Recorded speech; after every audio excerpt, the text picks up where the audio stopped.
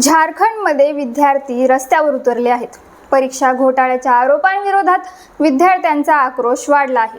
पोलिसांशी संघर्ष झाला, बॅरिकेड्स तोडण्यात आले, पाण्याचा मारा झाला आणि त्यानंतर लाठीचार्जही करण्यात आला।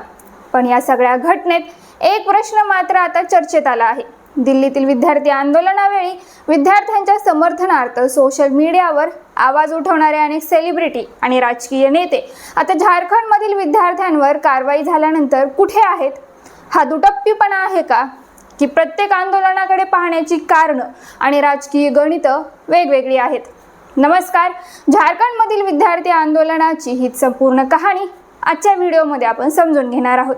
आणि त्यासोबतच दिल्लीतील आंदोलन आणि झारखंडमधील आंदोलनाची तुलना का केली जात आहे, सेलिब्रिटींच्या भूमिकेवर प्रश्न का उपस्थित होत आहेत आणि राजकीय नेत्यांनाही आता याबाबत उत्तरं का द्यावी लागतील हेही पाहणार आहोत। झारखंडमध्ये झारखंड लोकसेवा आयोग म्हणजेच JPSC आणि झारखंड कर्मचारी निवड आयोग म्हणजेच JSSC यांच्या परीक्षांमध्ये कथित गैरव्यवहार आणि अनियमिततेच्या आरोपावरून विद्यार्थी आंदोलन करत आहेत। या मागण्यांसाठी विद्यार्थ्यांनी विधानसभेवर मोर्चा काढला। विद्यार्थ्यांनी विधान भवनाच्या दिशेने कूच करण्याचा प्रयत्न केला। त्यावेळी पोलिसांनी लावलेले बॅरिकेड्स आंदोलकांनी हटवल्याचं सांगितलं जात आहे। विद्यार्थ्यांना रोखण्यासाठी पोलिसांकडून आधी पाण्याचा मारा करण्यात आला, मात्र त्यानंतरही आंदोलक मागे हटले नाहीत। परिस्थिती आणखी चिघळली आणि त्यानंतर पोलिसांकडून लाठीचार्ज करण्यात आला। या कारवाईमध्ये पोलीस आणि आंदोलक दोन्ही बाजूंचे काही जण जखमी झाल्याची माहिती समोर आली आहे। या घटनेनंतर झारखंड सरकारच्या भूमिकेवर प्रश्न उपस्थित केले जात आहेत आणि इथेच दिल्लीतील विद्यार्थी आंदोलनाची आठवण करून दिली जात आहे। काही काळापूर्वी दिल्लीतील जंतर मंतरवर परीक्षा आणि कथित नीट पेपर फुटीच्या मुद्द्यावरून मोठं विद्यार्थी आंदोलन झालं होतं। या आंदोलनावेळी पोलिसांकडून लाठीचार्ज आणि अश्रुधुराचा वापर झाल्याच्या घटनांवरून मोठा राजकीय आणि सामाजिक वाद निर्माण झाला होता। त्यावेळी अनेक सेलिब्रिटींनी विद्यार्थ्यांच्या समर्थनार्थ सोशल मीडिया पोस्ट केल्या होत्या। प्रकाश राज, सोनाक्षी सिन्हा, शबाना आझमी, स्वरा भास्कर, अतुल कुलकर्णी, वनिता खरात, अंकिता प्रभू वालावलकर, जॉनी लिव्हर, प्रीती जिंटा यांच्यासह काही कलाकारांनी या विषयावर प्रतिक्रिया दिल्या होत्या। काही राजकीय नेत्यांनीही विद्यार्थ्यांच्या आंदोलनाला पाठिंबा दिला होता। मनोज जरांगे पाटील यांनी दिल्लीतील जंतर मंतरवर जाऊन विद्यार्थ्यांची भेट घेतली होती। राज ठाकरे आणि उद्धव ठाकरे यांनीही विद्यार्थ्यांच्या प्रश्नांवर सरकारवर टीका केली होती। म्हणजेच दिल्लीतील विद्यार्थी आंदोलनाला राजकीय आणि सेलिब्रिटींच्या वर्तुळातून मोठ्या प्रमाणात आवाज मिळाला। पण आता प्रश्न असा आहे, झारखंडमध्येही विद्यार्थीच आंदोलन करत आहेत। इथेही परीक्षांमधील कथित गैरव्यवहार आणि अनियमिततेविरोधात विद्यार्थी रस्त्यावर आहेत। इथेही पोलिसांशी संघर्ष झाला, इथेही विद्यार्थ्यांवर पाण्याचा मारा झाला आणि इथेही लाठीचार्ज झाला। मग दिल्लीच्या आंदोलनावेळी सोशल मीडियावर सक्रिय असलेले अनेक सेलिब्रिटी झारखंडच्या आंदोलनावर मात्र शांत का आहेत? हा प्रश्न आता सोशल मीडियावर विचारला जात आहे। विशेष म्हणजे प्रकाश राज आणि अनुपम खेर यांसारख्या काही सेलिब्रिटींनी दिल्लीतील विद्यार्थी आंदोलनाबरोबरच झारखंडमधील विद्यार्थ्यांच्या प्रश्नावर आपली भूमिका व्यक्त केली आहे। मात्र अनेक मराठी सेलिब्रिटी, महाराष्ट्रातील अनेक राजकारणी जसे की ठाकरे बंधू, शरद पवार गटातील नेते मनोज जरांगे इत्यादींनी झारखंडमधील विद्यार्थ्यांच्या प्रश्नांवर चकार शब्द काढलेला नाही। सार्वजनिकपणे विद्यार्थ्यांच्या प्रश्नांवर भूमिका घेणाऱ्या सेलिब्रिटींकडून समान निकषांची अपेक्षा केली जाते आणि म्हणूनच हा प्रश्न उपस्थित होत आहे।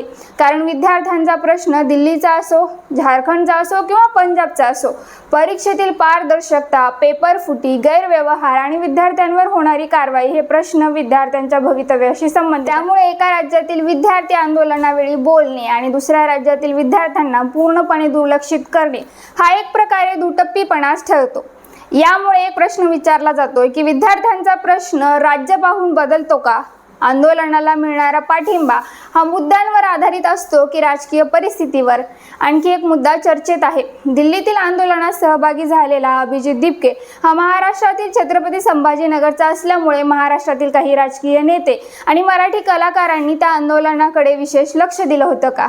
मात्र झारखंडमधील आंदोलन हे महाराष्ट्राच्या बाहेरचं असल्यामुळे तिथल्या विद्यार्थ्यांच्या प्रश्नांकडे दुर्लक्ष केलं जातंय का? खरं तर जर विद्यार्थ्यांवर अन्याय होत असेल तर तो अन्याय महाराष्ट्रात झाला म्हणून चुकीचा आणि झारखंडमध्ये झाला म्हणून दुर्लक्षित का? आणि जर परीक्षा व्यवस्थेतील पारदर्शकतेचा मुद्दा खरोखर महत्त्वाचा असेल तर देशाच्या कोणत्याही भागातील विद्यार्थ्यांच्या प्रश्नांवर समान आवाज उठवायला नको का?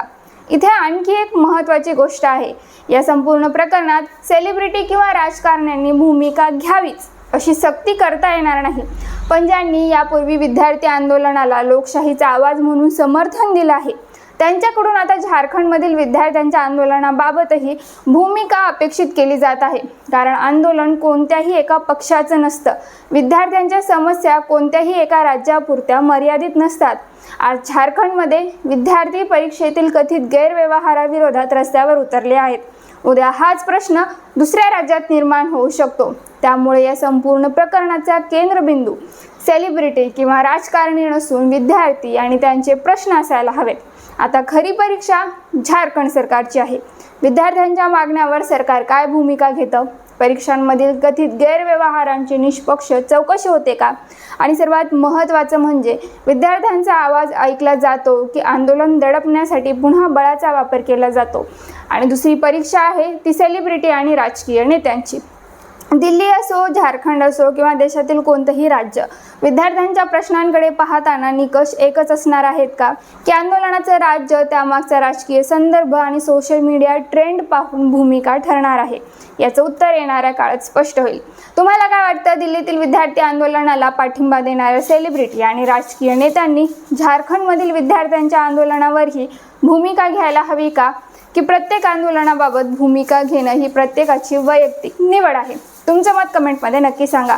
आणि अशाच महत्त्वाच्या अपडेट्ससाठी आझाद मराठी चॅनलला सबस्क्राईब करायला विसरू नका. धन्यवाद.